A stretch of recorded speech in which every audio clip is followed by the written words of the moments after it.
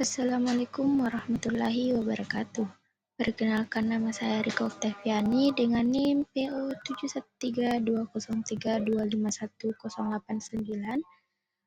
Di sini saya akan menjelaskan mengenai pengenalan sel darah bentuk normal dan abnormal pada leukosit, trombosit, dan eritrosit.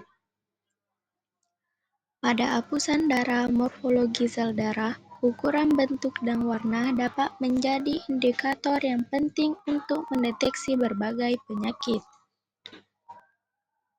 Eritrosit bentuk normal. Eritrosit normal berbentuk cakram biokonkav, yaitu bundar, pipi, dan cekung di bagian tengah. Cekungan ini menyebabkan bagian tengah sel tampak lebih pucat dibandingkan bagian tepinya saat dilihat di bawah mikroskop. Eritrosit juga tidak memiliki inti sel. Bentuk abnormal. Kelainan pada morfologi eritrosit dikenal sebagai poikilositosis dan seringkali dikaitkan dengan anemia atau kelainan lainnya. Akontofosit. Bentuk bulat dengan tonjolan-tonjolan yang tidak beraturan dapat ditemukan pada penyakit hati yang parah, hipotiroidisme, dan sindrom mielodiplastik atau MDS. Sferosit. Bentuk bulat seperti bola, lebih kecil dari eritrosit normal dan tidak memiliki bagian tengah yang pucat, biasanya terjadi pada penyakit anemia hemolitik, hereditas, dan kelainan autoimun. Kadosit. Tampak seperti sasaran tampak dengan titik pusat yang gelap terkait dengan penyakit hati, talasemia, dan kelainan hemoglobin lainnya. Ekinosit. Memiliki tonjolan pendek dan tumpul yang tersebar merata, dapat ditemukan pada penyakit ginjal dan kelainan elektrolit. Seklosit. Bentuk tidak beraturan seperti pecahan dengan ujung tajam terjadi akibat kerusakan fisik pada sel seperti pada anemia hemolitik, mikroorganiopati, anisotiosis. Merupakan kelainan ukuran di mana terdapat variasi ukuran yang signifikan di antara eritrosit. Poikilositikus merupakan kelainan bentuk di mana sel memiliki berbagai bentuk yang tidak normal. Leukosit. Leukosit memiliki inti sel dan umumnya lebih besar dari eritrosit. Terdapat 5 jenis leukosit utama yang masing-masing memiliki morfologi khas. Kelainan morfologi leukosit sering mengindikasikan adanya penyakit seperti infeksi, peradangan, atau keganasan. Bentuk normal. Neutrofil. Inti bersegmen 2-5 lobus dan sitoplasma mengandung granula halus. Limfosit. Berukuran kecil hingga sedang dengan inti besar bulat dan sitoplasma yang sedikit. Monosit. Sel terbesar di antara leukosit dan inti berbentuk ginjal atau kapal kuda dan sitoplasma yang melimpah. Eosinofil.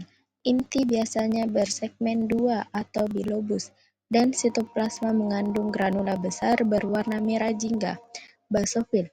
Inti bersegmen 2 atau bilobus dan sitoplasma dipenuhi granula besar berwarna biru tua.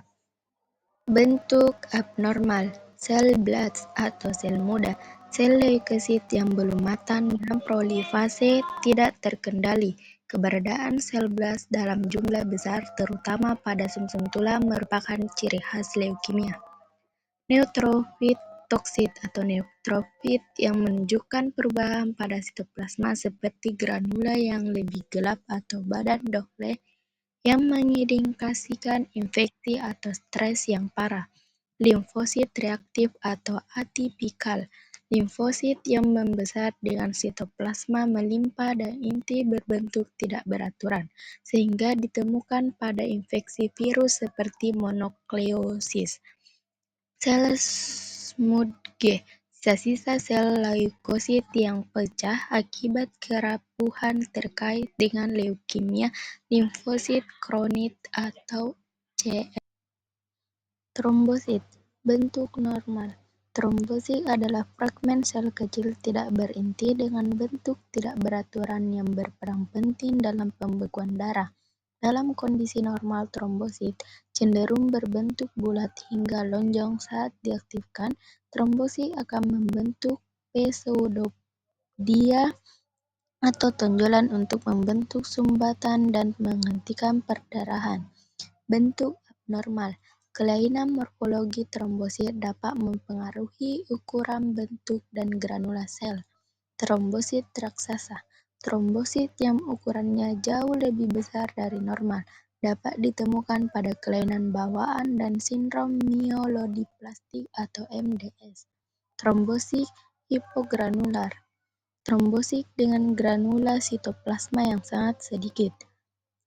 Trombosit berbentuk balon. Trombosit dengan tonjolan membran sel seperti balon. Ini adalah morfologi khas yang ditemukan pada sindrom myelodiplastik atau MDS. Nah, dari materi yang saya paparkan tadi, kita dapat mengambil kesimpulan bahwa analisis morfologi sel darah adalah bagian krusial dari diagnosis hematologi. Perubahan bentuk, ukuran, dan karakteristik sel dapat memberikan petunjuk penting tentang kondisi kesehatan pasien. Sekian dari saya. Terima kasih. Wassalamualaikum warahmatullahi wabarakatuh.